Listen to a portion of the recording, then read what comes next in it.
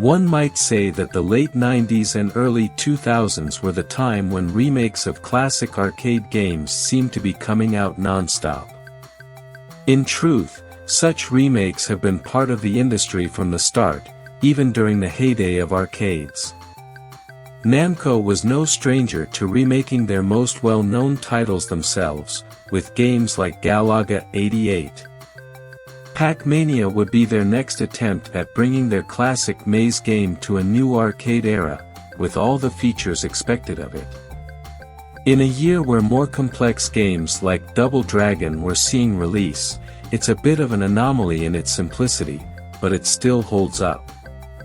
Pac Mania brings the experience back to its roots, which means no more cards, keys, locked gates, breath weapons, wandering bonus items, or bonus rounds.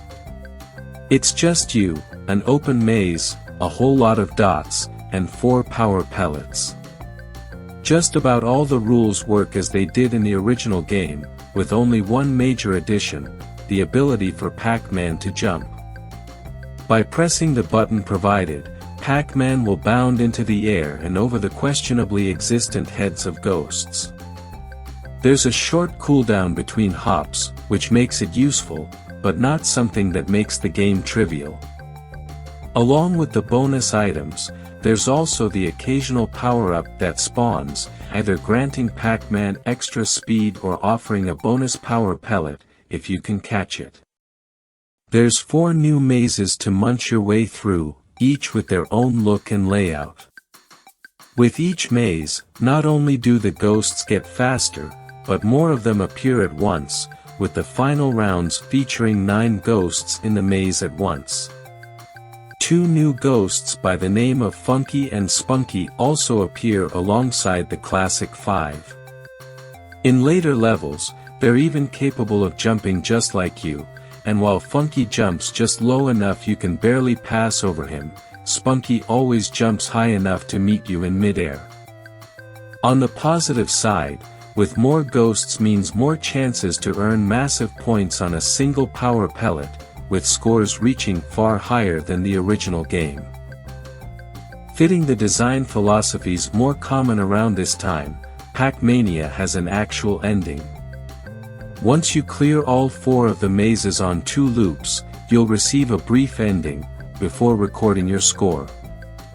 While a dip switch setting can be used to disable this, it does a lot to show just how much games have changed in the 7 long years since the original game. In another modern touch, you can continue the game if you run out of lives, with a somewhat expected removal of your score. A Pac-Man game where you'd be playing to see the end seems like an odd concept, certainly, but the game remains fun enough to make it mostly worth it. If there's one real issue with the game, it's that its isometric, semi-3D perspective ends up working against it. Later mazes end up being so large and the viewing area so small that it can be difficult to tell where things are. When you're wandering around trying to look for that last pellet, every second you spend trying to scour the board is one letting the ghosts close in on you. It leads to some frustration, even the occasional death, that never entirely feels like your own fault. It's the game's biggest issue for certain, and one that could have been rectified with a mini-map or something similar. When you're not dealing with that particular issue, though, the game looks great for its era. The different facial expressions the ghosts sport add some personality, and the variety in maze designs helps encourage further progress. The music, featuring a different track for every maze, also helps add a lot to the proceedings. It's some fairly catchy stuff that lasts for a surprising amount of time before it loops. Unlike most other music from the series, it doesn't even have to dip into the leitmotifs of the original games, helping the tracks to stand out further on their own. Overall, Pac Mania is a worthy update of the original game. It doesn't offer much in the way of new ideas, but it returns to the simplicity that made the original Pac-Man such a success 7 years prior. If you're willing to accept that what you're getting is a remake than anything substantially new, it makes for a pretty good time. There's a large assortment of ports and re-releases to make up for the lack that Super Pac-Man and Pac and Pal had, all of which vary in quality. The ZX Spectrum version is surprisingly playable, given the hardware. While the viewing area is smaller and the scrolling is a little choppy, there's only a minimum of the color bleeding the system was infamous for. One small issue is that the lack of color makes it somewhat more difficult to tell which ghosts jump if you can't spot their expressions, however. The 128K version doesn't add much for new features, but adds some decent YM renditions of the game's soundtrack. The Amstrad CPC looks and sounds almost identical to the 128K Spectrum port, but features even slower scrolling. The Commodore 64 version features more colors and a smoother frame rate, and generally plays a little faster. Unfortunately, the viewing area is similarly squished. Despite this, it's a functional port that lacks the minor gameplay issues of the Spectrum version. The Atari ST version features an extremely cramped viewing area and more muted colors, and is also incapable of playing both music and sound effects. It's still playable enough, but pales against all but the weakest versions. A homebrew port for the more powerful ST hardware also exists, featuring a much bigger viewing area and sound effects during gameplay. The MSX version features art much closer to the arcade version, but features a playing field about the size of the Spectrum port. It also features even jerkier scrolling than that version, making this port one of the weakest options.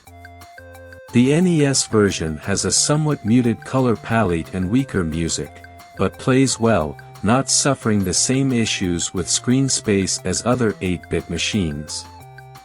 The Master System version features weaker colors, a more zoomed-in view, and a far faster, almost manic-sounding rendition of the soundtrack, but still plays well.